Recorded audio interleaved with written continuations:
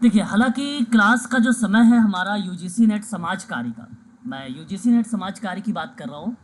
और UGC net समाज कार्य की क्लास का समय शाम को है, शाम को 7 बजे से 8।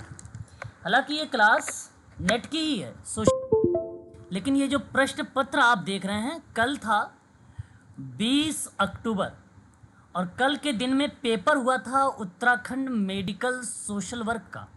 ठीक है, उन्हीं प्रश्न पत्रों को मैं आप लोगों से सॉल्व करने चल रहा हूँ।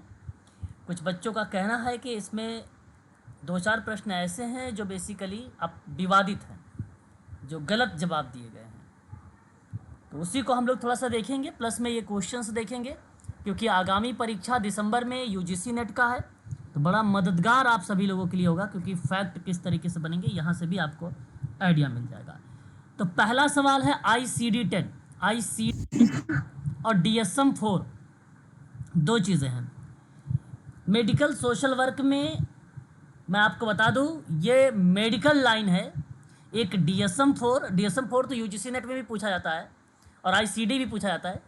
ये दोनों ही पूछे जाते हैं, या तो ICD-10 आएगा या तो DSM-4 आएगा, दोनों में से एक ही आने वाला है। तो यहाँ तो DSM-4 तो नहीं आया है, लेकिन ICD-10 आया हुआ है। और इसका सही जवाब क्या होना चाहिए? International classification of disease 10th revision है। ये 10th मतलब रिवीजन या एडिशन कह लीजिए आप।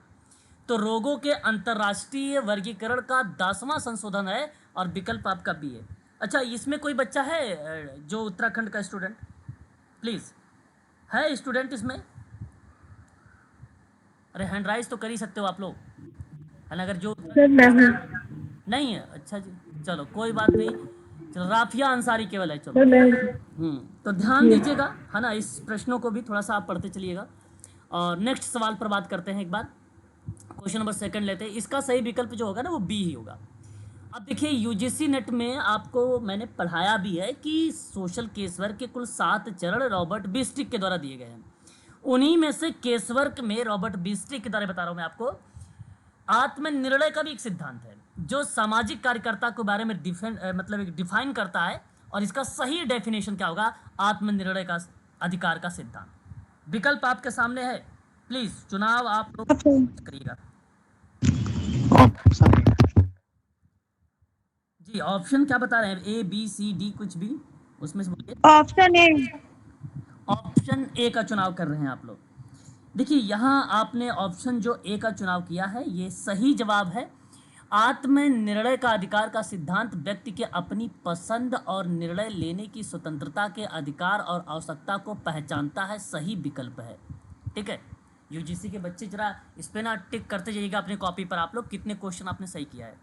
तो सही विकल्प आपका बन जाता है ए वाला। यहाँ पर व्यक्ति की अपनी पसंद और निर्णय लेने की स्वतंत्रता के अधिकार और आवश्यकता की पहचानता है, यही आत्मनिर्णय का है। व्यक्ति की निजता का अधिकार को मान्यता नहीं देता है, ये आत्मनिर्णय नहीं है। निजता मतलब पर्टिकुलर भेदभाव वाली प्रक्रिया आ जाती है, जो कि डिफरेंट है, अलग है। और तीसरा विकल्प उसी से संबंधित है। ठीक है, और चौथा में अगर हम बात करते हैं तो व्यक्ति की वास्तविक चिंता, दृष्टिकोण और निर्णय लेने की मदद पहचानना। तो ये तीनों बेसिकली निगेटिव परिप्रेक्ष्य में आते हैं, पॉजिटिव केवल आपका पहला वाला है, बस याद रखिएगा। क्वेश्चन नंबर तीसरा देखिए, भावनात्मक विकार जिसमें व्यक्ति वास्तविकता की ओर जाता है, रियलिटी की तरफ जाता है। देखो, आप सबको पता होगा इमोशनल एक डिसऑर्डर होता है ना? और इमोशनल जो डिसऑर्डर है वो व्यक्ति की वास्तविकता की ओर उन्मुख करता है, लेकिन पुरानी चिंता से वो ग्रसित रहता है। बी। जो पिछली प्रॉब्लम्स हैं, उन सभी चीज़ों से बेसिकली वो क्या होता है, कहीं ना कहीं वो डिप्रेस होता है।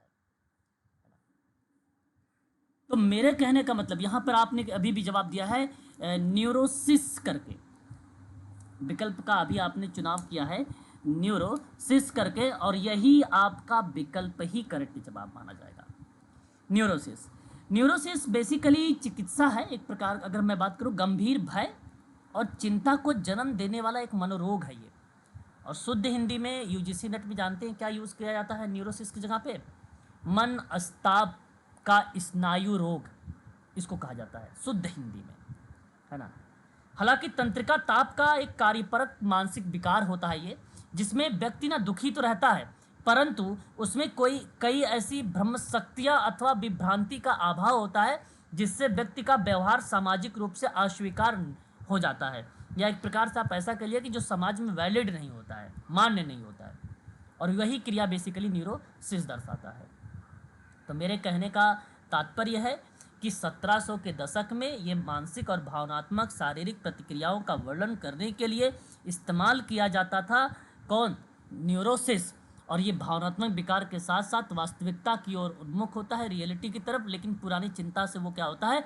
ग्रसित होता है, भ्रमित होता है। आप ऐसा भी कह सकते हो। विकल्प डी करेक्ट है यहाँ पर, ठीक है, विकल्प डी सही है।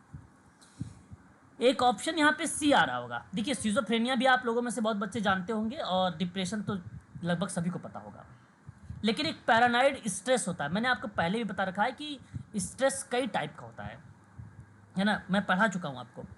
पैरानाइड पर्सनालिटी डिसऑर्डर आपने पढ़ा होगा, पीपीडी, पीपीडी करके, और पीपीडी ही ये बेसिकली पैरानॉइड स्ट्रेस है। एक मानसिक स्वास्थ्य स्थिति है ये, जिसमें व्यक्ति को लगातार ना दूसरों पर अविश्वास और संदेह बना रहता है, लगातार, कंटिन्यू। नहीं, शक जानते हो ना, जो करना जी। पत्नी पर, हाँ, जो शक करते हैं, वो चीज़ें बेसिकली लगातार बना रहता है। वो बेसिकली किससे ग्रसित होता है? पैरानॉइड स्ट्रेस से होता है। और प्रश्न ऐसा कुछ भी नहीं था कि बता रहा हो आप लोगों से कि व्यक्ति लगातार दूसरों पर अविश्वास और संदेह की क्रिया में देख रहा हो, ये बिल्कुल भी नहीं था, है ना। अच्छा, ऐसा भी नहीं, ये सभी सवाल मैं करवा चुका हूँ, ये भी बात ध्यान रखिएगा। जो उत्तराखंड के बच्चे होंगे उनको पता होगा, मैंने अपने सिलेबस में उनके ये सारी चीज़ें करवा रखा है। अब देखिए, ये पेपर क्वेश्चन जो आया हुआ था, दिया हुआ बेसिकली था कि बुक और उसके नाम दिए गए थे, बड़े ही आसान शब्दों में है, और मैं उम्मीद करता हूँ आप बता सकते हैं। पेपर्स इन सोशल वर्क इसकी तरह लिखी गई थी, कोई भी स्टूडेंट बता सकता है। बाकी मैं तो बता, पहले मैं आपके विचार जानना चाहूँगा। माधव सदाशिव गोरे, G.R.. Banerjee second. G.R.. Banerjee का नाम भी। जी.आर. बनर्जी का, यस। ओके, चलिए, यहाँ आप लोगों से मैं यही कहूँगा कि देखिए, ऐसे प्रश्नों को ना आप लोगों को बड़ी ही ध्यानपूर्वक और बहुत ही केयरफुली आप लोगों को करना चाहिए। Papers on social work and Indian perspective एक किताब थी, और मैं आपको बता दूं, आप सभी लोगों को नाम पता है, गौरी रानी बनर्जी, जिसको इन शॉर्ट में क्या बोला जाता है? जी.आर. बनर्जी। और मैं आप सबसे कह सकता हूँ कि ये विकल्प आपका इनसे रिलेट हो जाता है, ठीक है। अब आप ढूंढिएगा तो ऑप्शन में आपको सेकंड आना चाहिए, और मैं आप सबको बता सकता हूँ कि विकल्प जो यहाँ पर जाने वाला है आप सभी लोगों के लिए आसानी से 1973 में, ऑप्शन सी वाला यहाँ पे करेक्ट हो जाएगा। विकल्प आपका सी माना जाएगा। फिलहाल अगर सामाजिक विकास का कुछ पहलू पर बात करते हैं, अगर इनसे दृष्टिकोणों पर, यह कॉन्सेप्ट किसका आता है? तो माधव सदाशिव गोरे का नाम आ जाता है।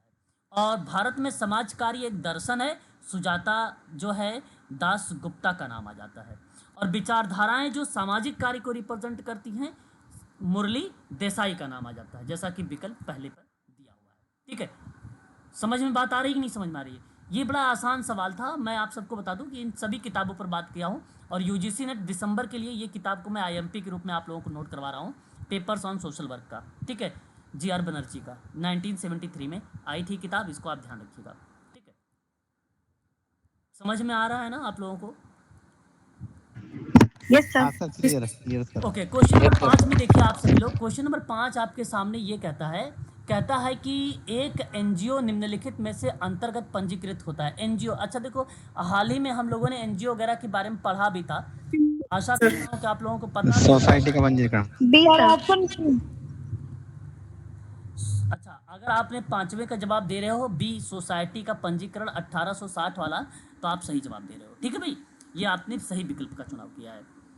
5 प्रश्न हैं, पांचों में से अभी किसी भी स्टूडेंट का गलत सवाल नहीं आया होगा, मुझे जहां तक उम्मीद है। लेकिन क्वेश्चन नंबर 6 में आप लोग थोड़ा सा कंफ्यूज हो सकते हो, लेकिन होने की जरूरत नहीं है, थोड़ा ध्यान से करिएगा। समाज कार्य प्रशिक्षण का क्षेत्रीय कार्य उद्देश्य बताना। देखिए, आप लोगों ने ये सवाल जानते हैं कहां से लिया गया है? BSW। इसका ए है सर, ए। BSW अगर जिन बच्चों ने किया होगा उनको ये सवाल आसानी से, ये थोड़ा सा अप्लाइड टाइप का क्वेश्चन है, कॉन्सेप्चुअल प्रश्न है ये, ठीक है। क्वेश्चन नंबर 6, समाज कार्य प्रशिक्षण में क्षेत्रीय कार्य का उद्देश्य। जब शुरुआत में BSW हम फर्स्ट ईयर में थे ना, उस दौरान हमारे जो टीचर, वो सबसे पहले यही उन्होंने ये बात बताया था कि समाज कार्य में आपको एक प्रोफेशनली बेसिकली ट्रेनिंग करनी पड़ेगी, और उस ट्रेनिंग का करने का आशय ये नहीं होगा कि समाज को समझना और ना ही समस्या को जानने की बात, ठीक है, ये बात भी उन्होंने बोला था और ये सभी लोग बोलते हैं। परंतु ये प्रशिक्षण देने का मतलब जानते हैं क्या होता है? जो सीखा है, जो सीखा जा रहा है, आप जो प्रैक्टिकल, आप थ्योरेटिकल जो कर रहे हैं, उसी का अभ्यास करना बेसिकली ट्रेनिंग कहलाता है। कंप्यूटर आप लोगों ने पढ़ा होगा, एक सिंपल उदाहरण देता हूँ, बहुत बच्चे बेसिक तो जानते ही हैं कंप्यूटर के बारे में। तो पहले उसकी थ्योरी पढ़ते हैं, C++ क्या होता है, ठीक है, एक्सेल क्या होता है, MS वर्ड क्या होता है, पावर पॉइंट क्या होता है। फिर उसके बाद जब आप थ्योरी पढ़ लेते हैं तो फिर उसके बाद कंप्यूटर आपको मिलता है या लैपटॉप मिलता है, तो फिर आप उस पर ट्रेनिंग करना शुरू करते हैं। देखिए, जो थ्योरेटिकल सीखा गया है उसी को प्रैक्टिकली बेसिकली अभ्यास के लिए भेजा जाता है। उसका मतलब ये होता है फील्ड वर्क जनरल का मतलब, फील्ड वर्क जनरल है ये, फील्ड वर्क जनरल से सवाल है ये। तो विकल्प आपका पहला सही है यहाँ पर, ठीक है। BSW से ये क्वेश्चन बनाया गया था। क्वेश्चन नंबर 7, परिकल्पनाओं में परीक्षण होता है, बताइए कौन सा पैरामेट्रिक परीक्षण नहीं होता। देखो, परिकल्पनाओं में मैंने आपको पहले बता रखा था कि जैसे कि 2 टाइप के परीक्षण है। आपकी एक वर्किंग हाइपोथेसिस बन जाती थी, हाइपोथेसिस याद होगा आप लोगों को, एक नल हाइपोथेसिस। अगर वो वर्किंग गलत होता तो नल पे चला जाता है, और नल भी गलत हो जाता है तो अल्टरनेट ऑटोमेटिक चला जाता है। लेकिन प्रश्न ये हुआ कि भाई इसमें एक पैरामेट्रिक, एक नॉन पैरामेट्रिक टेस्ट होते हैं, किसमें? रिसर्च में, सोशल वर्क में। तो उसके अंतर्गत कहा कि बताइए इनमें से कौन सा पैरामेट्रिक परीक्षण नहीं है परिकल्पना का। पैरामेट्रिक परीक्षण नहीं, वो नॉन पैरामेट्रिक है। अब मैंने आपको पढ़ाया है रिसर्च में कि पैरामेट्रिक टेस्ट के अंतर्गत कौन कौन सा आता है, ठीक है, पैरामेट्रिक के, और नॉन पैरामेट्रिक के अंतर्गत कौन कौन सा टेस्ट आता है। और यदि आपने वो चीज़ें देखी है तो आप आसानी से सवाल दे सकते हैं। हालांकि इस सवाल का जवाब क्या होना चाहिए? Q test. क्या होना चाहिए यहाँ पर, बताइए विकल्प क्या होना चाहिए? Q test. बेसिकली बहुत, मेरी आवाज़ आप लोगों के पास जा रही है क्या? यस। Okay, yes sir. आप सभी लोगों को पता भी होगा क्यू टेस्ट के बारे में। मैं आपको एक सिंपल शब्द बताता हूँ। क्यू टेस्ट बेसिकली कंपेयर के लिए होता है, ठीक है, डिफरेंट या एक प्रकार से अंतर जानने की बात करता है। और वो क्या, स्टैटिकल टूल्स होता है, और स्टैटिकल टूल्स बेसिकली जो यूज्ड किया जाता है क्यू टेस्ट में, वो आइडेंटिफाई करने के लिए, और वो क्या, आउटर डेटा को, जो बाह्य डेटा होते हैं उसकी आइडेंटिफाई करने के लिए किया जाता है क्यू टेस्ट का यूज़, ठीक है। तो फिलहाल ये जो है नॉन पैरामेट्रिक टेस्ट का पार्ट होता है, पैरामेट्रिक टेस्ट का पार्ट नहीं है, ठीक है, नॉन पैरामेट्रिक टेस्ट होता है, ठीक है। क्वेश्चन नंबर 8 देखिएगा, ये बड़ा बहुत ही फेमस सवाल है और कई परीक्षाओं में रिपीटेड है। ऐसा नहीं कि केवल इसी उत्तराखंड में ही आ रहे हैं, ये UGC नेट हो गया या SGPGI हो गया या एम्स हो गया, उनमें भी ये सवाल पूछे जाते हैं। बहुत ही फेमस सवाल है। तो क्वेश्चन नंबर 8 आपसे कहता है कि आपके सामने एक सूची 1 दिया गया है, दूसरा सूची 2 दिया गया है। आपको बताना है कि Indian journal of social work किससे रिलेट कराता है। और Indian journal of social work के बारे में आप सबको मैं पहले ही पढ़ा रखा है, याद होना चाहिए आपको। टाटा इंस्टीट्यूट ऑफ साइंस का नाम याद होना चाहिए, ठीक है। अब यहाँ पर तीसरा अगर मैच आपने कर लिया तो ऑप्शन नंबर C को आप लगा के आसानी से चले आ सकते हैं। फिलहाल आप चारों ऑप्शन को देखिए। सामाजिक कार्य के परिप्रेक्ष्यों के बारे में अगर हम बात करते हैं तो निर्मला निकेतन मुंबई का आ जाता है। समसामयिक सामाजिक कार्य की बात अगर हम लोग करते हैं तो यहाँ पर आप समाज कार्य विभाग लखनऊ को ले लीजिए, और ग्रामीण विकास जनरल की बात करते हैं तो आप हैदराबाद को उठा लीजिए, ठीक है। तो इस तरीके से आप इसकी आइडेंटिफाई कर सकते हैं। क्वेश्चन नंबर 8 का भी जवाब A की तरफ झुकाव हो जाएगा, सॉरी C की तरफ, A नहीं C की तरफ, है कि नहीं, ठीक है। क्वेश्चन नंबर, जी सर। अब देखिए, ये देखो आपको बता दूं, टेस्ट होता है, और ये टेस्ट IQ टेस्ट होता है ना, IQ टेस्ट। उसमें आप पढ़ेंगे तो आपको एक मिलेगा WAIC करके, है ना। हम लोग बेसिकली इसे वेस्लर बोल देते हैं, वेस्लर से ही नाम से याद हो जाता है कि भाई बस वेस्लर की एक ही टेस्ट है, वेस्लर का एक ही स्केल है। और यहाँ हम कह सकते हैं वेस्लर एडल्ट इंटेलिजेंस स्केल। जैसे ही एडल्ट शब्द या वेस्लर आता है नाम तो एडल्ट तुरंत दिमाग में आ जाता है सभी लोगों के पास, ठीक है। तो इस सवाल का विकल्प जो होगा वो बेसिकली 6 मौखिक है और 5 प्रदर्शन है, मतलब परफॉर्मेंस। तो इस वेस्लर एडल्ट इंटेलिजेंस स्केल में कुल टोटल 11 जो है सब टेस्ट होते हैं। सब टेस्ट का मतलब होता है उप परीक्षण, है ना, शामिल किए गए हैं। तो उसमें पूछा कि कितने मौखिक शामिल किए गए और कितने परफॉर्मेंस शामिल किए गए। तो उनमें जो शामिल किए गए, तो आप ध्यान रखिएगा, 5 शामिल किए गए प्रदर्शन परफॉर्मेंस और 6 जो शामिल किए गए आपके वो मौखिक, ठीक है। और ये आपको मैं बताता हूँ कि ये वर्बल आईक्यू और परफॉर्मेंस आईक्यू, ठीक है, इनका यूज़ करने के लिए ये बेसलर एडल्ट इंटेलिजेंस स्केल का यूज किया जाता है। वर्बल सब टेक्स्ट भी आता है, परफॉर्मेंस आता है। याद रखने वाली बात है, ये भूलने वाली चीज़ नहीं है, इसको भूलना नहीं है आप लोगों को, ठीक है, ये बात ध्यान रखना है आपको। कहीं कहीं आपको मिलेगा कि इसके 10 ही मुख्य माने जाते हैं, है ना, 10 ही मुख्य माने जाते हैं, लेकिन नहीं, 10 नहीं, इसके टोटल जो है बेसिकली 11 होते हैं। आप आसानी से आइडेंटिफाई कर सकते हैं। इसका जो है शैक्षिक योजनाओं में भी बड़ा यूज़ किया जाता है, प्लान वगैरह करने के लिए, प्लेसमेंट वगैरह करने के लिए बहुत इसको यूज में लाया जाता है, ठीक है। इसका स्केल जो है यूज़ में किया जाता है। 6 से लेकर 16 साल के जो आयु के बच्चे होते हैं, 6 से लेकर 16 साल के, उन बच्चों पर इस पैमाने को यूज़ किया जाता है, इसी पैमाने को, ठीक है। ये बात ध्यान रखिएगा, 6 से 16 साल के बच्चों पर ये जो है स्केल यूज़ में लाया जाता है। ये इसको स्केल का पहली बार जब इसका प्रकाशन हुआ था तो वर्ष था 1955 का, बड़ा फेमस रहा ये। अगर आप लोगों ने बीएड डीएड किया होगा तो साइकोलॉजी में ज़रूर पढ़ा होगा बेस्लर के बारे में, है ना, आईक्यू को लेकर। आगे बढ़ते हैं। क्वेश्चन नंबर 10, एक मनोरोगी व्यक्ति संभवतः किस MMPI, देखो MMPI 2, मैं MMPI के बारे में पढ़ा चुका हूँ, अगर याद है तो अच्छी बात है, नहीं तो फिलहाल आप इस सवाल का जवाब बताइए कि MMPI 2 पैमाने का उच्चतम अंक प्राप्त करेगा, बताइए कौन, कौन सा मनोरोगी व्यक्ति, बताइए।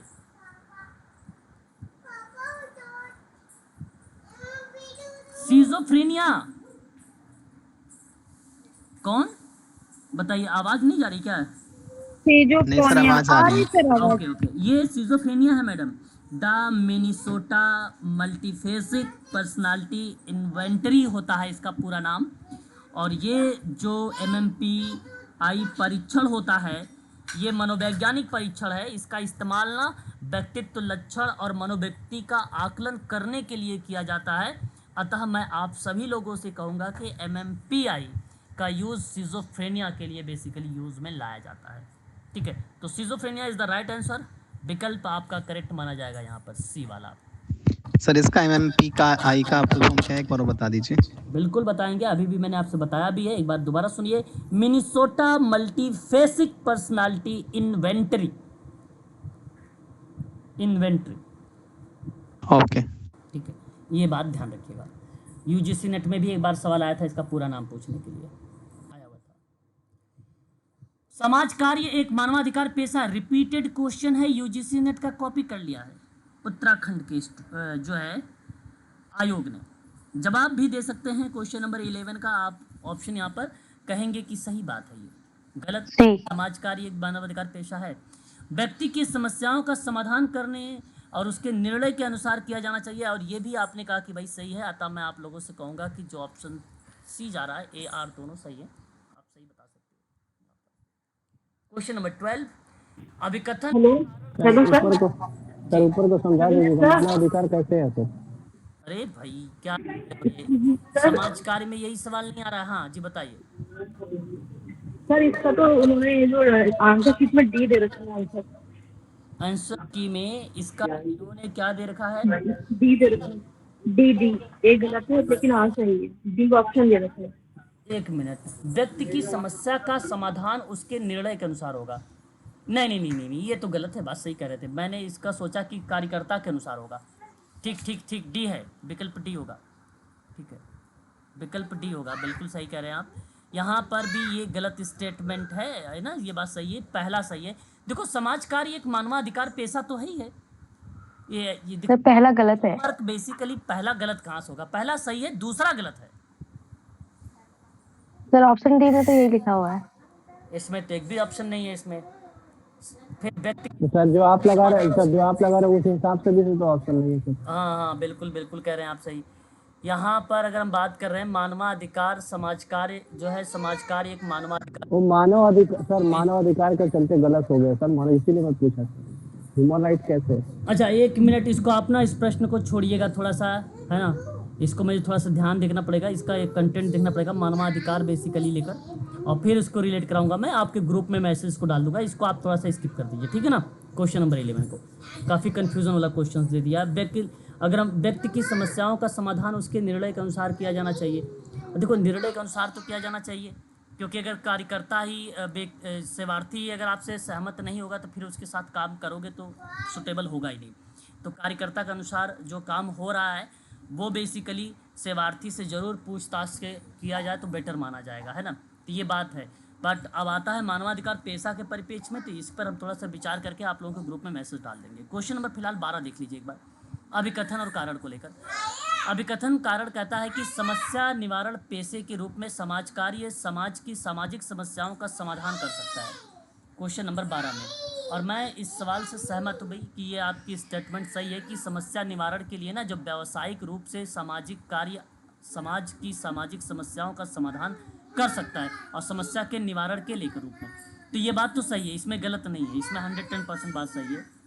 समस्या निवारण समझ रहे हो ना, पेशे का मतलब व्यवसाय के रूप में समाज कार्य समाज की सामाजिक समस्याओं का समाधान कर सकता है, और ये बात करेक्ट है।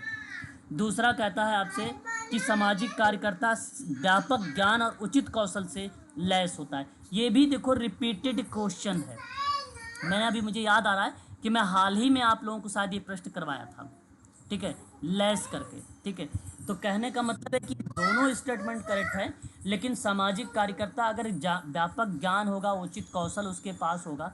अच्छा लैस का मतलब समझ रहे हैं क्या यहाँ पर किया गया है? नहीं सर, वो बता दीजिए। बिल्कुल, लेस का मतलब देखिए यहाँ आपको बड़े ही साधारण शब्दों में इन चीज़ों को रिलेट कराना होगा। जैसे आपके सामने एक शब्द आ रहा है इक्यूपेड करके, देखिए यहाँ पर इंग्लिश में है ना इक्यूपेड, यहाँ इसका मीनिंग को अगर हम दर्शाते हैं तो एक प्रकार से ये दर्शाता है, इक्यूप शब्द जो है वो दर्शाता है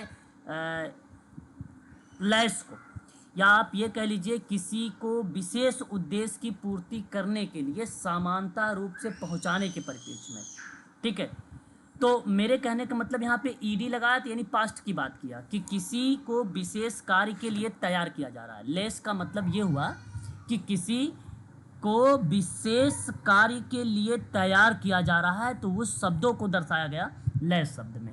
तो सामाजिक कार्यकर्ता व्यापक ज्ञान और उचित कौशल से क्या कर रहा है, किसी को विशेष कार्य के लिए तैयार कर रहा है। ये बात सही है, आप समझ में आई? जी सर। यस तो यस इसका मतलब है कि ये तैयार कर रहा है, इसका मतलब ठीक है भाई। अच्छा क्यों ऐसा कर रहा है? क्योंकि समस्या निवारण के लिए व्यवसाय के रूप में समाज कार्य या सामाजिक कार्य सामाजिक समस्याओं का समाधान कर सकता है, और ये कार्यकर्ता ही कर सकता है, और ये निवारण के परिप्रेक्ष्य में आता है। अतः मैं आप सबसे कहूंगा कि विकल्प सी करेक्ट होगा, ठीक है। यहां पर ऑप्शन में क्या दिया है आयोग ने, क्या दिया हुआ है बताइए जरा एक बार। क्वेश्चन नंबर आपके आयोग ने सर सी दे रखी है, सी है, सी दिया हुआ है, हाँ, तो फिर आपका ये विकल्प सी जी, ही जी। करेक्ट जवाब होगा आपका, ठीक है। अनौपचारिक अधिकार अलिखित नियम जो किसी समूह या समुदाय के भीतर स्वीकार और उचित कार्यों को परिभाषित करते हैं उसे क्या कहा जाता है? ये परिभाषा दी गई है, और ये परिभाषा आपका होता है सामाजिक आदर्श, सोशल नॉर्म होता है ये। अनौपचारिक अधिकतर अलिखित नियम, जहाँ देखो रीति रिवाज परंपरा नियम इत्यादि शब्द आ जाते हैं, ये ट्रिक है, उन शब्दों में आप नॉर्म्स को जोड़ो। नॉर्म्स मीन मतलब होता है मानदंड, क्या होता है मानदंड, तो मानदंड शब्द दिया गया है, विकल्प आपका बी होगा। कितने लोग सहमत है कि सामाजिक मानदंड की परिभाषा yes sir yes sir yes sir सही है ना, सहमत है? हाँ जी सर सर। बिल्कुल होना भी चाहिए, आसान सा सवाल था ये, अभी मैंने एमपी सेट में ना आप लोगों को करवाया था social norms.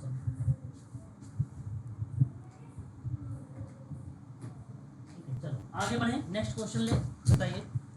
Question number next 14 number का सवाल कहता है आपके सामने कि डैश इसे अच्छाई या वांछनीय तो मैंने हमेशा आपसे कहा भी है कि जो वांछनीय शब्द होता है वो पॉजिटिव होता है। और देखो लिखा भी है यहाँ पे, अच्छाई के माप के रूप में परिभाषित किया जा सकता है।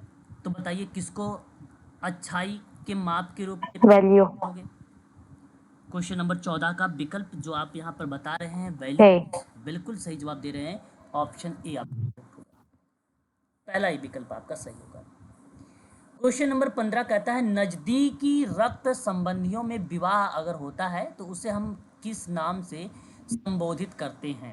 ये आपके सामने चार सजाती दिए गए हैं और सही विकल्प होगा आपका यहाँ पर क्या, सजाती। सजाती सजाती जानते हैं क्या होता है प्लीज, विकल्प का सेम भी आप... सेम में बुआ फूफा ने शादी करना। अच्छा बिल्कुल, यहाँ अगर आपने ये जो शब्द रिलेट कराया है, देखिए सजाती शब्द बड़ा ही फेमस शब्द है। जैसे किसी जाति को रिलेट कराना, एक ही प्रकृति का या एक समान स्वभाव वाला व्यक्ति अगर है उसको रिलेट कराना, उसको बोला गया है। यहाँ ना बताऊँ मैं आपको, ये नज़दीकी रक्त संबंधियों में विवाह का एक शब्द में लिखा है सजाती, एक शब्द यूज किया है यहाँ पर, राइट राइट। है ना। तो नज़दीकी रक्त संबंधियों में विवाह करने को बेसिकली सजाती कहा जाता है, या एक ही प्रकृति का समान स्वभाव वाला जो व्यक्ति होता है उसको बोला जाता है। ठीक है, प्रकृति का तो मूलतः जैसा है वैसे ही रिप्रेजेंट किया गया, अतः विकल्प डी करेक्ट यहाँ पर माना जाएगा। ठीक है, क्वेश्चन नंबर 16 सर इसके दूसरे ऑप्शन है उसका भी कुछ सर इसके जो बाकी ऑप्शन है उसको जरा एक्सप्लेन कर। श्योर, हाँ जी बिल्कुल। देखिए जब हमने सजाती के बारे में देखा तो हमने कहा रिलेटेड बाय ब्लड या sharing a common basically sector, या एक ऐसा फैक्टर जो रिलेट करा रहा हो बेसिकली बायोलॉजिकल चीज़ों को।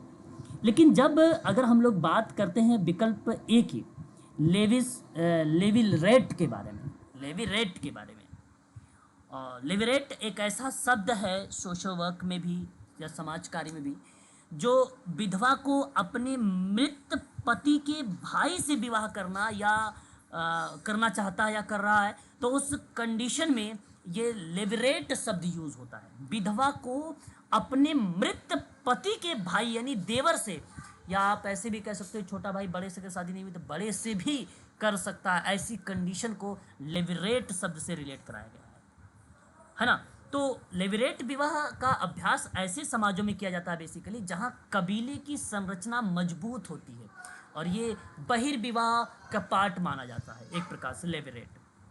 और ये पहले हुआ करता था, यहूदी धर्म वगैरह में प्रचलन था, अब ये धीरे धीरे कम हो गया। ठीक है, लेविरेट अक्सर बेसिकली सोरोरेट के साथ भी यूज हो जाता है। सोरोरेट जो विकल्प सी में लिखा हुआ है, बेसिकली क्या है ये सोरोरेट, एक आप ये कह सकते हो कि जो एक प्रथा जिसमें विदुर समझ रहे हो ना, जिसकी पत्नी नहीं हो, ठीक है, उसे विदुर बोला जाता है। तो विदुर को अपनी मृत पत्नी की बहन से शादी करने की कंडीशंस में रिप्रेजेंट होता है ऐसे शब्द, है ना। तो यह शब्द भी आप लोगों को ध्यान में रखना होगा। एक प्रकार से सोरोरेट के बारे में, शाली विवाह अधिकार सोरोरेट को बेसिकली कहा जाता है। ठीक है, इस तरीके से कह सकते हो। तो एक तो आपको लेविरेट पता हो गया, दूसरा आपको सोरोरेट पता हो गया, तीसरा आपको सजाती पता हो गया। लेकिन एक विकल्प और यहाँ पर लिखा हुआ है, वो लिखा हुआ है एक्सपेरिमेंटल, प्रयोगात्मक। ये कोई विवाह से नहीं है संबंधित, ये केवल उत्तराखंड वालों ने मजाक कर दिया आप लोगों के साथ, ठीक है। यस, है ना, ऐसा। तो यहाँ पर प्रायोगिक कोई ऐसा चीज़ है ही नहीं। ठीक है, क्वेश्चन नंबर 16, भारत में बाल श्रम के लिए आयु सीमा कितनी है? ये देखिए 14 वर्ष। इम्पोर्टेंट क्वेश्चन नंबर 16 के जवाब आप क्या बता रहे हैं? 18 भी ऑप्शन में, 21 भी है भाई। अब 14 वर्ष। ये सवाल 14 वर्ष। देखो 14 सर बी ऑप्शन। 14 सर। चलिए अब मेरी बात एक बार ध्यान से आप सभी लोग सुनिएगा। ये जो क्वेश्चन नंबर 16 दिया गया है यहाँ पे, भारत में बाल श्रम के लिए जो है बताया गया था आयु सीमा। तो मैं आप सबसे कहूँगा कि ये बाल श्रम है ना। और 18-21 अगर आपने यहाँ पे सोच रहे होंगे तो ये विवाह अगर लिखा होता तो ठीक था, है कि नहीं, विवाह के परिप्रेक्ष्य में, तब हम सोचते कि मेल था या फीमेल था। लेकिन ये सवाल दिया गया बाल श्रम को लेकर, तो भारत में बेसिकली जो दर्शाया गया है वो 14 वर्ष। विकल्प बी। सहमत हैं विकल्प बी से? यस। होना चाहिए। क्वेश्चन नंबर 17, नए सामाजिक परिवेश में, देखिए नया सामाजिक परिवेश आपके लिए, आप सोचिए आप किसी के घर गए, ठीक है, मान लीजिए 10 साल बाद 5 साल बाद अपने रिश्तेदार किसी के पास गए, तो वहाँ स्वयं को समायोजित करना है, तो बताओ उसे क्या कहोगे? अनुकूल कहोगे या आत्मसात करोगे या संस्कृत करोगे, प्रतियोगिता करोगे, क्या करने वाले हो आप? अनुकूलन, accommodation, sir option B. Option B की तरफ आप जा रहे हैं। नए सामाजिक परिवेश में स्वयं को समायोजित करना है अगर आपको, तो आपको नए सामाजिक परिवेश, पहले तो यहाँ तो भाई देखो मैं बता दूं आपको, मैं आपको बता दूं संस्कृतिकरण आपके लिए बेटर होगा। सोचिए नए सामाजिक परिवेश में जा रहे हो, उनके कल्चर, उनकी संस्कृति को तो पहले आपको फॉलो करना पड़ेगा, तभी तो आप उनमें एडजस्ट हो पाओगे, तभी तो आप अनुकूलित हो पाओगे। पहले आपको किन सिचुएशन से गुजरना है, अनुकूलित अगर होंगे भी तो संस्कृतिकरण के माध्यम से ही तो होंगे। राइट। अगर आप किसी की बात, मान लीजिए आप मेरे यहाँ आए, मेरे यहाँ कुछ अलग रूल फॉलो होता है, नियम होता है, तो आप पूरी कोशिश करेंगे कि रोहन सर जिस तरीके से रह रहे हैं, जिस तरीके से चल रहे हैं, उठ रहे बैठ रहे, उसी तरीके से मैं फॉलो करूँ। तो इसका मतलब आप यही सोच रहे हैं कि ताकि मैं कोई गलत बिहेवियर ना कर दूँ, तो इसका मतलब आपने मेरी संस्कृति को तो अपनाया, तो वो जो अपनाया आपने वो अनुकूलित ऑटोमेटिक हो रहा है आपके साथ। तो विकल्प यहाँ पर अगर मैं आपसे कहूँगा तो संस्कृतिकरण होगा, ऑप्शन नंबर सी करेक्ट होगा, ना कि ऑप्शन ए करेक्ट होगा। ठीक है। क्वेश्चन नंबर 18, भारत में पहला चिकित्सा, ये तो देखो सवाल अभी 22 तारीख को आया हुआ था, रिपीटेड है कि नहीं? यस रिपीटेड है। पहला चिकित्सा सामाजिक कार्यकर्ता जे हॉस्पिटल या अस्पताल मुंबई में नियुक्त किया गया था 1946। यहाँ तक चला गया था। तो विकल्प आपका सही जाना चाहिए। यहाँ पर क्या, यहाँ पे भारत में जे हॉस्पिटल मुंबई, 18 का विकल्प क्या होना चाहिए भाई? सी होना चाहिए, 1946। थर्ड। आयोग ने क्या दिया इसमें? लेकिन आयोग सर ए मान रहा है 36। तो सर ये कॉमन नंबर मिलेगा या तो दोबारा गलत होकर आएगा, देख लेना। जे हॉस्पिटल हर किताब में सर मिल जाएगा आपको, हर एक किताब में मिल जाएगा। 46 है। 46 हाँ सर, नेट में भी सर्च कर लिया, 46 ही आ रहा है सर। सर हर जगह मिलेगा, हर किताब में मिलेगा, हर किताब में, नेट में, हर जगह मिलेगा आपको ये 1946। अगर आपका 1936 दिया है तो ये बच्चों बता दूं आप लोगों को कॉमन नंबर मिलने वाले हैं, निश्चित रहें आप लोग, इससे कोई दो राय नहीं। ठीक है, क्वेश्चन ये गलत आया हुआ है एक सवाल, ठीक है ना? क्लियर हुआ राफिया मैडम? अगला क्वेश्चन। जी सर मैंने 46 लगाया था, मुंबई। हाँ, भारत में पहला Indian school of social work का वर्ष जो था 1936 में था। कहाँ से शुरू किया गया था? ये तो भाई इतना आसान सवाल, कौन बताएगा? मुंबई। अच्छा, इसमें आयोग ने क्या दिया है? इसमें क्या मुंबई दिया है? जी सर मुंबई। हाँ सर, इसमें मुंबई दिया है। तो फिर तो उत्तराखंड ठीक है। यहाँ तक तो आगे बढ़ते हैं। क्वेश्चन नंबर 20 कहता है 2011 में, देखिए ये देखिए सवाल कहाँ से कहाँ पूछ लिया और एकदम पीछे चला गया, है ना? सेंसस से उठा लिया है। हाँ, तो बताइए, जनगणना के अनुसार अब कहा गया उत्तराखंड में लिंगानुपात प्रति 1000 पुरुषों पर महिलाएं कितनी थी? उत्तराखंड की बात मैं कर रहा हूँ, आप लोगों से ये बात भी ध्यान रखिएगा, है ना? ध्यान दीजिएगा, सवाल आपके सामने आसान है। कहता क्या है कि 2011 की जनगणना के अनुसार उत्तराखंड में लिंगानुपात 1000 पुरुषों पर महिला कितनी थी? बताइए। सर ऑप्शन में नहीं है, 963 था, ऑप्शन में नहीं है। 963 है सर, ऑप्शन में है ही नहीं 963। बिल्कुल बिल्कुल बिल्कुल बिल्कुल बिल्कुल सही जवाब, ऑप्शन ही नहीं। और मैं आप लोगों से कहता हूं कि इस सवाल का भी मिलेगा कॉमन नंबर, देख लेना। 2 सवाल अभी आपको मिल गए हैं, ये तो आपको स्टार लगा कर देगा उत्तराखंड, ठीक है, इसमें कोई दो राय नहीं है। ठीक है, आगे बढ़ते हैं। अच्छा, इसमें क्या दिया है आयोग ने? कोई विकल्प चुना है? डी चुना है सर। डी चुना है। अच्छा, चलो क्वेश्चन नंबर 21, भारतीय संविधान के द्वारा अस्पृश्यता की प्रथा का अनुच्छेद में समाप्त कर दिया गया। बिल्कुल बात सही है, विकल्प आप 17। और मैं उम्मीद करता हूं कि शायद आयोग ने सही जवाब भी दिया होगा। क्वेश्चन नंबर 21 का विकल्प ए ही। क्वेश्चन नंबर 22 की बात कर लेता हूं। मानसिक स्वास्थ्य देखभाल एक अधिनियम है। देखो देखभाल अगर लिखा होता 2017 हो जाता फिर, लेकिन सर एक दो पॉइंट इधर उधर होता है ना सर, वैलिड नहीं मानते। एक दो पॉइंट होता है वैलिड नहीं मानते वो। अरे मानेंगे यार 1990 जैसे सर यूजीसी में हम लोग का सर एक WCD था सर 79 और 80 में दिया था सर, कहाँ नंबर नहीं दिया सर, इसीलिए अभी अब ये लोग बोल रहे हैं 1938 है ना सर, 1939 दिया है, एक रेशियो ज्यादा बढ़ा है। मान भी सकता है, नहीं भी मान नहीं। देखो मैं मानता एक्यूरेट होना नहीं चाहिए, ये बात है, आगे पीछे हो सकता है, मानता हूँ, लेकिन मैं आपसे कहता हूँ कि जहाँ आपके पास प्रमाण हो, किताब हो, हर चीज़ में लिखा हो, ठीक है, तो उसके आधार पे मैं आपसे कहता हूँ कि भाई 59 मत लगाइए, है ना। और वो आयोग की भाई 1-2 का नंबर नहीं है सर, 59 में मतलब 4 नंबर सोचो, 1-2 नंबर की बात नहीं सर। ऊपर 2011 के जनगणना के हिसाब से ना उत्तराखंड में महिलाओं का रेशियो था सर 938 और बी में 963 है सर। आप नेट पे चेक कर लीजिए, अभी मैं देखा हूँ। जी नेट में चेक किया हुआ है, 963 है। चलो कोई बात नहीं, ठीक है, लेकिन मैं जहाँ तक मुझे लग रहा है ऐसा कि क्वेश्चन पर बेसिकली स्टार लगाएगा उसको, है ना। फिलहाल क्वेश्चन नंबर 22 देखिए आप लोग, आसान सा सवाल है, विकल्प आपका बी होना चाहिए यहाँ पर। क्यों, सहमत हैं आप 1987 से? जी सर। विकल्प आपका बी ही करेक्ट माना जाएगा यहाँ पर। अगला सवाल देखिए, मैं इसके बारे में पढ़ा चुका हूँ। बताइए, बौद्धिक दिव्यांग व्यक्तियों या दिव्यांग जन के सशक्तिकरण के लिए एक राष्ट्रीय संस्थान है, ये बताइए कहाँ पर ओपन? सिकंदराबाद। ये क्वेश्चन आपके सामने दिया गया है और आपका जवाब क्या होना चाहिए? बिल्कुल सही, सिकंदराबाद। है ना। बौद्धिक विकलांग का मतलब जानते हैं? MR मीन्स ID, ठीक है, ID इंटेलेक्चुअल डिसेबिलिटी, इसको ID कहा गया है। तो मेंटल रिटार्डेशन का सबसे पहला इंस्टीट्यूट यही था सन 1983, जिस समय इंडिया वर्ल्ड कप जीती थी, सबसे पहला, ठीक है। क्वेश्चन नंबर 24, निम्नलिखित में से कौन सा सामाजिक व्यक्ति कार्य का सिद्धांत नहीं है? भी गोपनीयता का तो है। आत्मसातीकरण। आत्मसाती नहीं होगा, बिल्कुल सही हो, ऑप्शन नंबर सी वाला। क्यों ऑप्शन नंबर सी सही होगा ना चाहिए ना, 24 का सी आपका सही होगा।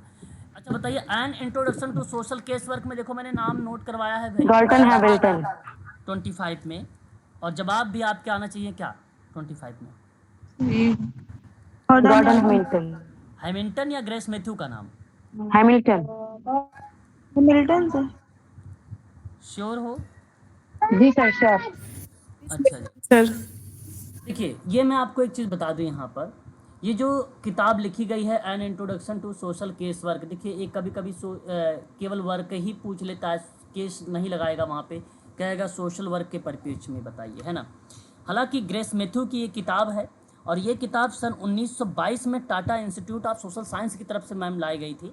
ये किताब इनके द्वारा लिखी गई थी, ठीक है, सोशल केस वर्क। तो an introduction to social case work की बात अगर हम लोग कर रहे हैं तो ग्रेस मैथ्यू का नाम आप लोग लगाइए, और ये आप सर 1992 है सर, 1992 1922 मैंने 22 में आई थी या 1992 में आई थी? 1992 होगा, सॉरी, मैंने 1922 from to charity social case work मेरे दिमाग में भी चल रहा है, तो मैंने उसकी वजह से लिख दिया, from to charity social case work वाला दिमाग में चला था, मैरी रिचमंड का, ठीक है।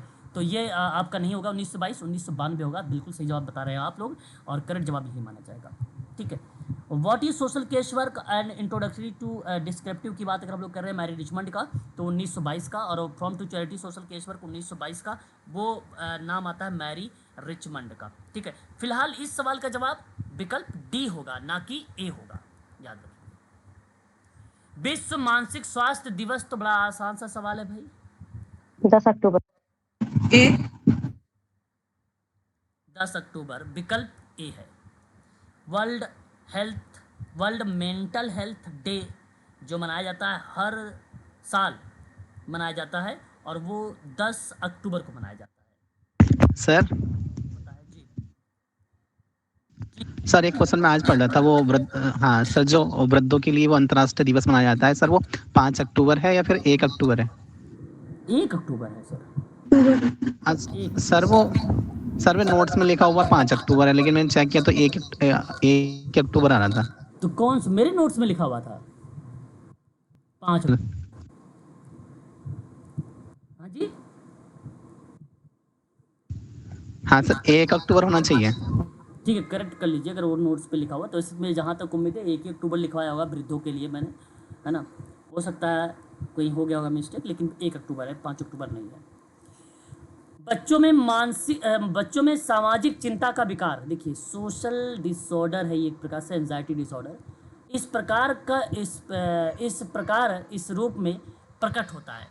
तो वो स्कूल से इग्नोर या गुस्से नखरे या वैकल्पिक उत्तर परिवर्तन या सांस रोकने वाली ऐंठन।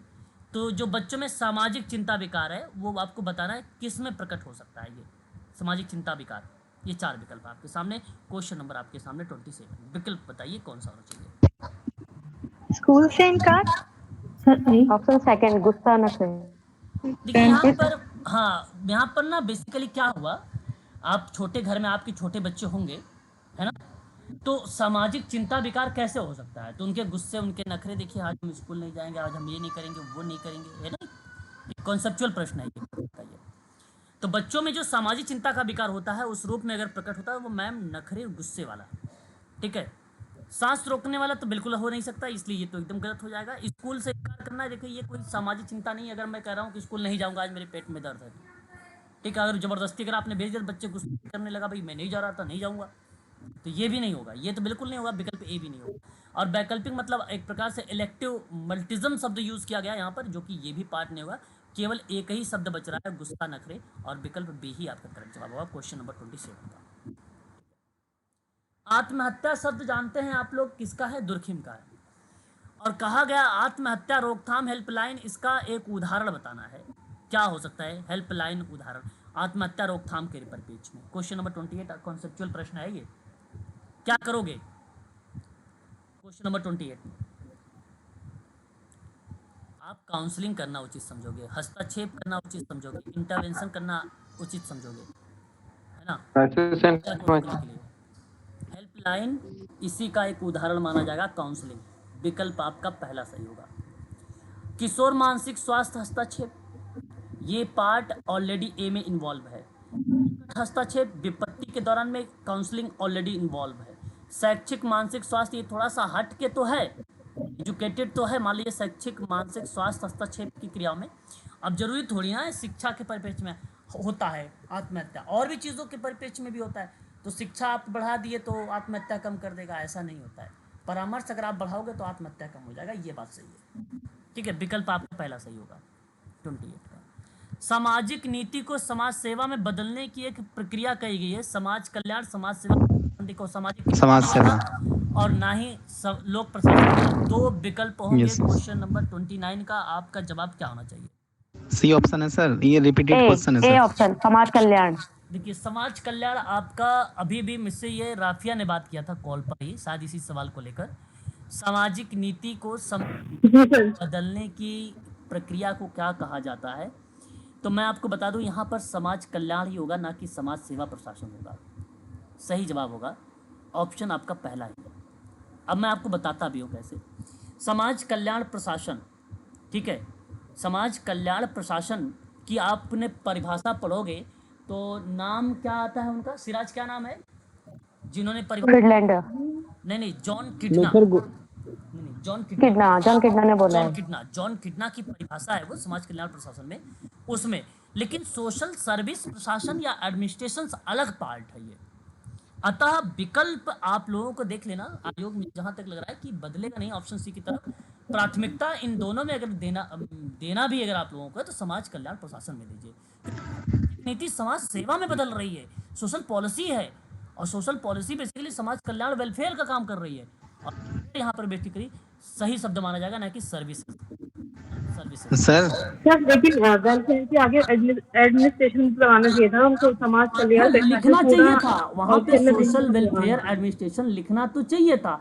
लेकिन यहाँ बेसिकली क्या थोड़ा सा टफ बनता है ना, क्योंकि उन्होंने ऑलरेडी एक जगह सर्विसेज देकर लिख दिया था, सर्विसेज देकर उन्होंने ऑलरेडी लिख दिया है। तो इसलिए हो सकता है कि उन्होंने कंफ्यूज करने के लिए ना लिखा हो, लेकिन होना तो चाहिए था इसमें समाज कल्याण प्रशासन होना। सर तो सर जो आपको तो वही होता है ना, क्योंकि अगर एडमिनिस्ट्रेशन में ऐड नहीं हुआ तो आपका आंसर कैसे हो गया, वो कैसा बन गया? वही सर मैं कह रहा हूँ सर, ऑप्शन सी होना चाहिए, क्योंकि सर आपने जो अपने चैनल पे जो वीडियो करा रखी है ना पहले भी, उसमें भी सर देखिए, सवाल के पैटर्न भी सर कई टाइप के हैं, है ना, सवाल के पैटर्न भी कई टाइप के। मैं आपको बता दूं, समाज कल्याण सर हम लोगों की मदद करने के लिए एक डिज़ाइन बनाते हैं, एक रूपरेखा बनाते हैं। समाज कल्याण की बात बता रहा हूँ, इसलिए सुनिएगा ध्यान से। सवाल को मैं पढ़ के बता रहा हूँ कि सामाजिक नीति को समाज सेवा में बदलने की क्रिया, यानी आप ये कहिए कि लोगों की मदद करने के लिए डिज़ाइन की बनाने की क्रिया, उनमें उन वस्तुओं और सेवाओं की ज़रूरतों जिन्हें वे खुद के लिए प्रदान करने में असमर्थ हैं, तो हम वेलफेयर से दे रहे हैं। भैया आप लीजिए, ठीक है। अब आपके सामने एक दिमाग और भी आ रहा होगा कि सोशल सर्विस क्या होती है, क्योंकि सर्विस भी तो सेवा दे रही है तो वही है कि नहीं। समाज सेवा प्रशासन समाज कल्याण प्रशासन का एक अहम हिस्सा है सर। समाज सेवा प्रशासन जो है वो समाज कल्याण प्रशासन का एक हिस्सा है। तो बताओ बड़ा कौन हुआ, समाज कल्याण प्रशासन या समाज सेवा प्रशासन? ऑप्शन के अकॉर्डिंग भी सर ये सही है सर, क्योंकि एक्शन तो होगा नहीं, सोशल सर्विस होगा नहीं, क्योंकि ऊपर दिया ट्रांसलेटिंग। मुझे देखो मैं बताऊं, मुझे लगभग क्वेश्चन सॉल्व करवाने हैं काफ़ी हद तक कुछ, तो इसलिए थोड़ा सा मेरी बात को बहुत ध्यान से सुनने का प्रयास करिए।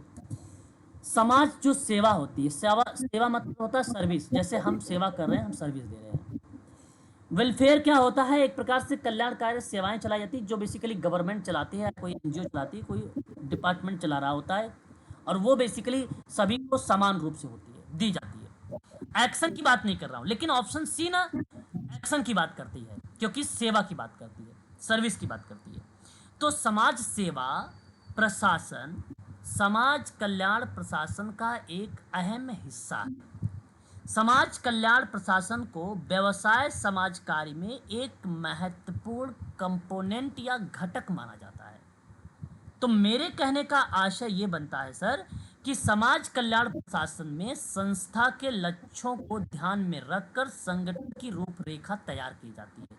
तो ये रूपरेखा नीति लिखा है, और नीति होने की वजह से इसके समाज की सेवा में बदलने की प्रक्रिया में समाज कल्याण होगा। बाकी अब देखेंगे आगे क्या होगा, लेकिन मेरे हिसाब से ऑप्शन ए होगा। ठीक है ऑप्शन ए ही होगा। सेवा इसलिए लोग कह रहे हैं क्योंकि सेवा भी एक सर्विस है, सर्विस देने की बात कर रहा है, तो सर्विस तो वो वेलफेयर का भी काम करती है, लेकिन डिनोट नहीं कर। सेवा बेसिकली इच्छा से हो सकती है, अपने स्वयं इच्छा से भी हो सकती है। तो उस आधार बहुत सारे ऐसे टर्म हैं, ऐसे शब्द हैं जो डिफरेंट कर देता है कल्याण वेलफेयर को और सेवा को, है ना। तो जा भी सकता है, ऐसा मैं नहीं कह रहा हूँ, विकल्प सी भी जा सकता है, विकल्प सी भी हो सकता है, मे भी कह रहा हूँ, लेकिन अब कैसे वो आयोग डिफाइन कर सकता है वहाँ पे, है ना, आयोग। लेकिन यहाँ मेरे हिसाब से क्योंकि एक हिस्सा है सेवा, इसलिए होगा नहीं मेरे पॉइंट ऑफ व्यू से। ठीक है, भारत का संविधान। आवाज नहीं आ रही मैडम, आपकी आवाज नहीं आ रही, बहुत ब्रेक हो रही है, आवाज ब्रेक हो रही है। क्वेश्चन भारत का संविधान सभी सर ये क्वेश्चन पेपर यूजीसी नेट में भी आया था और ऐसा ही था, उसमें समाज कल्याण ही था, प्रशासन नहीं था। अरे कोई बात नहीं, हो सकता, उसकी मर्जी है, हम चाहते दे देते, कोई दिक्कत नहीं था। अगर होता भी तो क्या हो जाता, प्रशासन कोई बहुत बड़ी चीज़ नहीं है। अगर कल्याण लिख दिया तो इसका मतलब ऑटोमेटिक हमारा दिमाग उधर ही जा रहा है। ठीक है, इसमें वो नहीं है। सर सामाजिक नीति और सामाजिक धोरण एक ही होता है क्या? सामाजिक नीति और सामाजिक रणनीति अलग अलग होती है, बिल्कुल। धोरण सर, धोरण। हाँ, पॉलिसी एक होती है और एक जिसे हम कहते हैं ना रणनीति बनाए, है ना, रणनीति। हाँ। वो पॉलिसी अलग, ये अलग है, रणनीति अलग, पॉलिसी अलग होती है। सवाल क्वेश्चन नंबर 30 देख लीजिए एक बार। भारत का संविधान सभी भारतीय महिलाओं को समानता की गारंटी देता है। बता सकते हो कौन सा आर्टिकल है? 14। Option C. ठीक है, 14 समता का ना, विधि के समान समता। बिल्कुल। भारतीय संविधान में मौलिक अधिकार निहित है भाई, ये तो मैंने अभी हाल ही में 12 से 35 याद होगा, मैंने हाल ही में बताया था। एंड अगला सवाल देखिए, एनएसएस का भैया पूरा नाम बताइए, किसको मालूम है NSS? National service scheme. National service scheme. हाँ, नेशनल सर्विस स्कीम, विकल्प First. ए, राष्ट्रीय सेवा योजना, विकल्प ए सही होगा, बिल्कुल। सीपीआर के बारे में भी तो आप लोगों ने सुना होगा, है ना?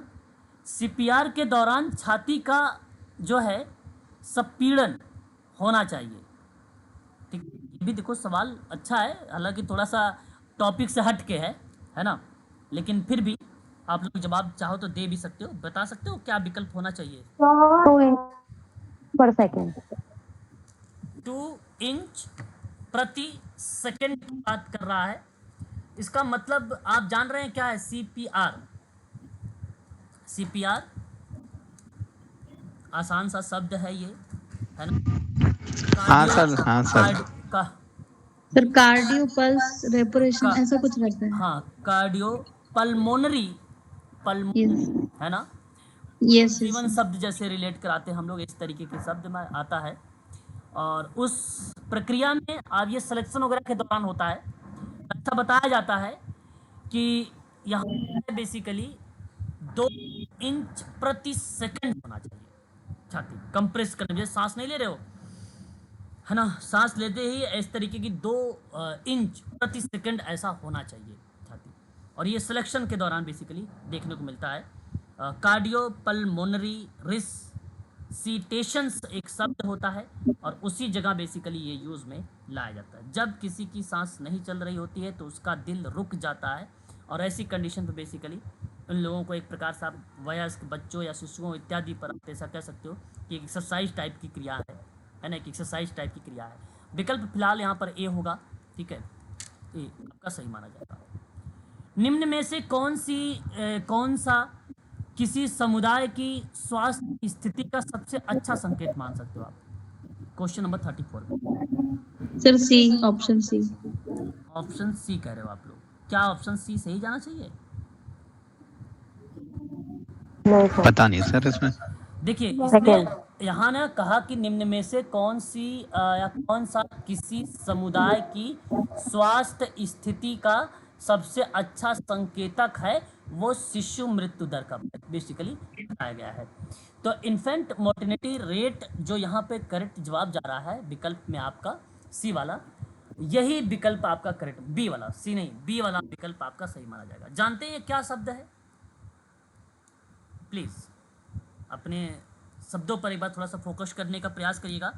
मेरे जो MIR है, किसी समुदाय के स्वास्थ्य का सबसे अच्छा संकेतक सर शिशु मृत्यु दर हो, या दर किसी खास अवधि में ना प्रति 1000 जीवित जन्मों पर 1 साल में कम उम्र के शिशुओं की मृत्यु की संख्या को मापती है, इसलिए सबसे अच्छा संकेत माना गया है, इंडेक्स माना गया है।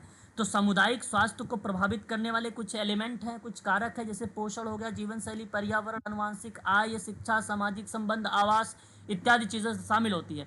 फिलहाल इस सवाल का जवाब जो जाएगा शिशु मृत्यु दर होगा, विकल्प बी करेक्ट होगा, विकल्प बी आपका सही ऑप्शन बी सही है।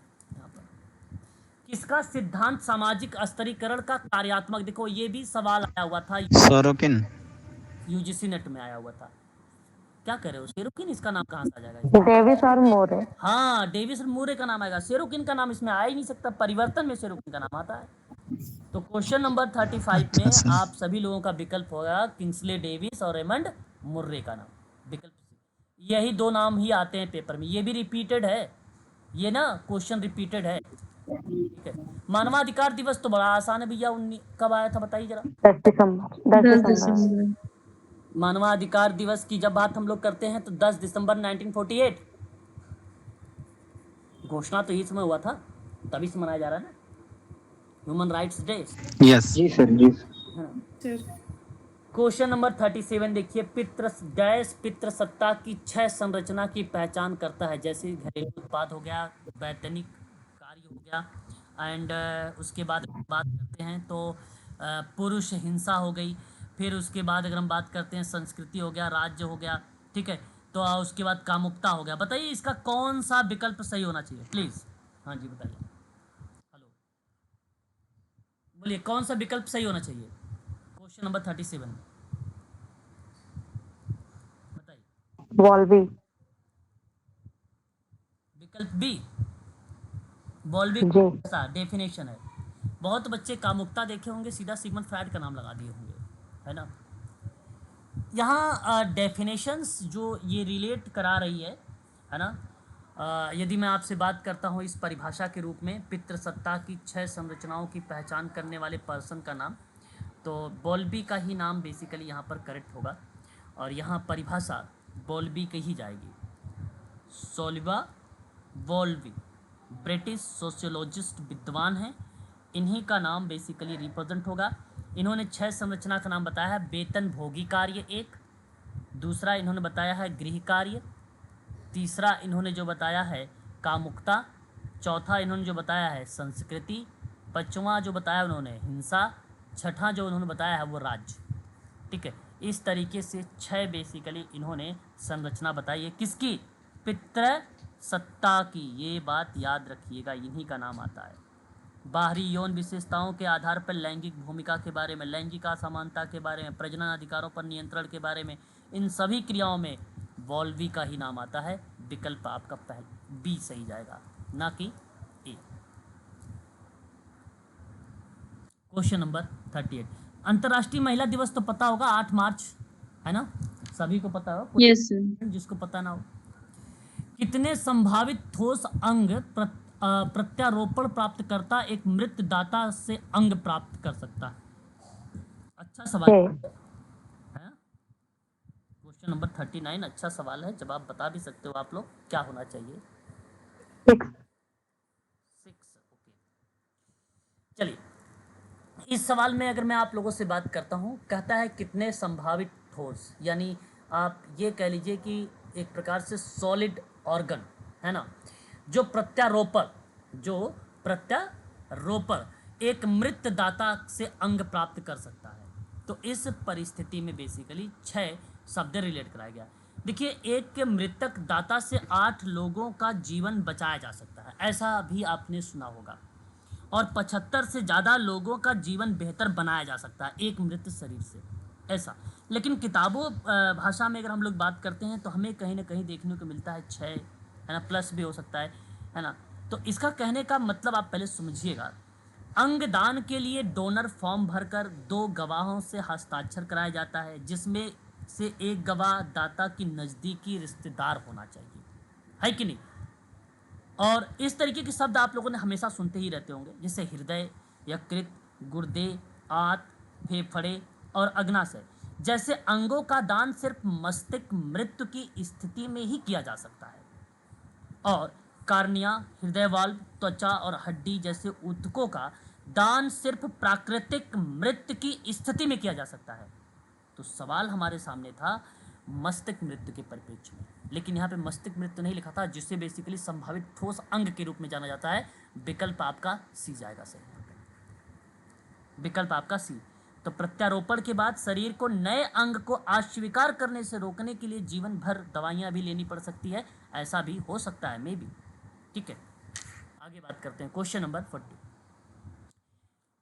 कार्यान्वयन के वर्ष के अनुसार कालक्रमानुसार आपको देखिए भाई, कालक्रम अनुसार का मतलब होता है वर्ष के रूप में डिफाइन करना है। क्वेश्चन नंबर आपके सामने 40 है। जरा जवाब एक बार बताइएगा कि यहाँ पे, अच्छा, प्रसव पूर्व निदान तकनीकी अधिनियम, मैं मालूम है आप सबको पता होगा, प्लीज बताइएगा। क्या 71 1994। अरे भाई 71 आपका सर जाएगा, ये जो एक्ट आया हुआ था सन 1900, प्रीनेटल डायग्नोस्टिक टेक्निक, ठीक है, ये 1990, हाँ ये 1994 का शब्द रिलेट होगा। ठीक है, ये सही जवाब है, 1994 शब्द को रिलेट कराएगा, ये बात सत्य है। ठीक है, 1994 में ये अधिनियम बेसिकली आया हुआ था। ठीक है, प्रसव पूर्व निदान तकनीकी अधिनियम है ये 1994 में भारत के संसद के द्वारा बेसिकली पारित किया गया था। कन्या भ्रूण हत्या को रोकना था, घटते लिंगानुपात को रोकना था, प्रसव पूर्व लिंग चयन पर प्रतिबंध लगाना था, इत्यादि चीज़ों पर ये एक्टिविटीज़ संचालित कर रहा था। ठीक है, ये आपका करेक्ट होगा 1994। लेकिन एमटीपी का नाम सुना है आप लोगों ने? एमटीपी एक्ट एक है, बड़ा फेमस एक्ट है, मेडिकल टर्मिनेशन ऑफ प्रेगनेंसी। ये है 1971, ये है 1971, the medical termination of pregnancy. क्यों? सही है, गर्भ का चिकित्सकीय समापन अधिनियम 1971, यही है। Yes, sir. Yes. ठीक है। उसके बाद आपका आता है मातृत्व लाभ अधिनियम 1960, हाँ 1961, बिल्कुल आपने इसका नाम भी पढ़ा होगा, सुना होगा। उसके बाद एक और आता है बाल विवाह निषेध अधिनियम 2000। 2007। अब काल क्रम के अनुसार में लगाइए जरा फटाफट। पहले नंबर पर क्या है? Option D. क्रम में लगा है क्या? अच्छा नहीं, यहाँ ऑप्शन डी बता दो आप।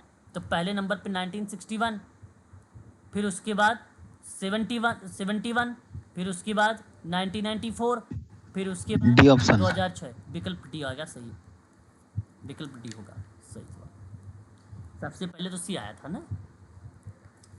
अगले सवाल की तरफ रुख करते हैं। अगला सवाल क्या कहता है आपसे?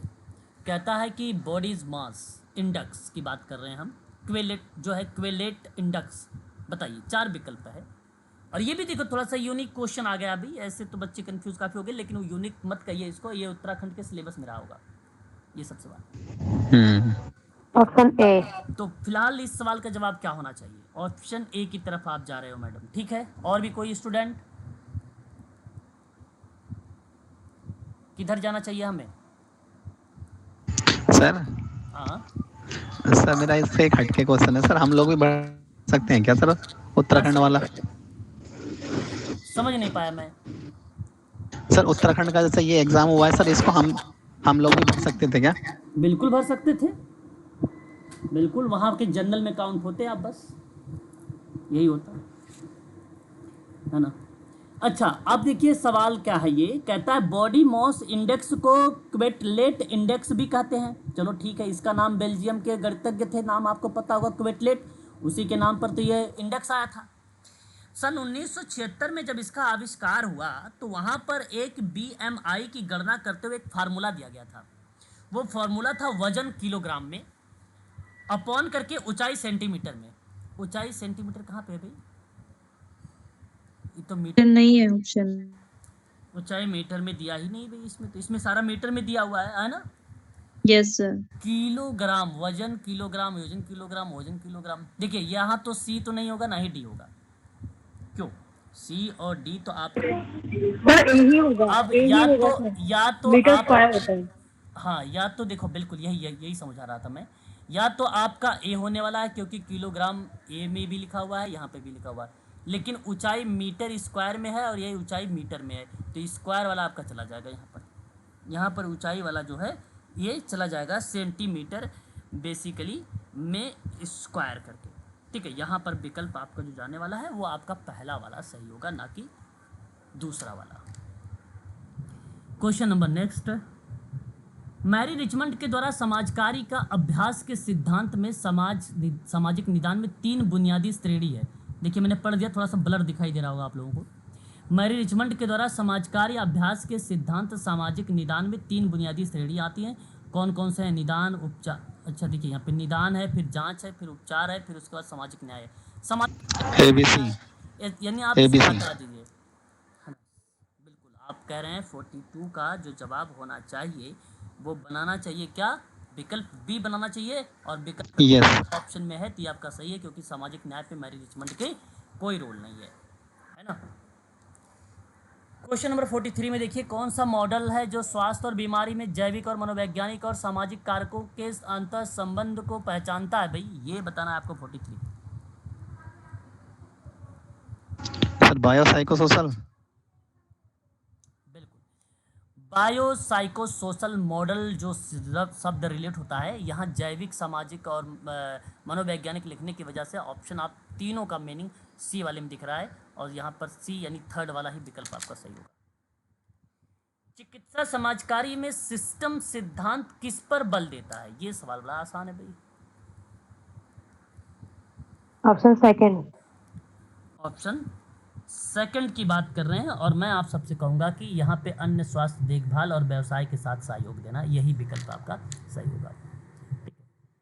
45 एक क्वेश्चन और ले लीजिए आज का, बाकी ये मैं कल मॉर्निंग में करवा दूंगा ना, सुबह में, ठीक है। सुबह में आप लोग ज्वाइन करिएगा क्लास को, सुबह में, ठीक है। चिकित्सा समाज कार्य में सांस्कृतिक क्षमता का तात्पर्य बताइए एक बार, क्या हो सकता है? Sir option first. बिल्कुल, ये देखो ना, विविध सांस्कृतिक और मान्यताओं और प्रथाओं को समझना और उसका सम्मान करना, बेसिकली ऑप्शन पहला ही होगा आपका करेक्ट जवाब। चलिए, तो आज के लिए बस इतना ही रखिए आप सभी लोग, है ना। ये मॉर्निंग में मैं कल क्लास लूँगा आप लोगों की, यूजीसी के बच्चे भी ध्यान से सुन लीजिए, कल उनका शाम को भी क्लास रहेगी।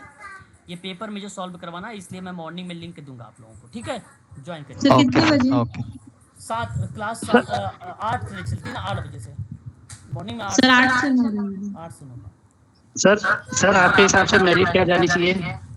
अब पहले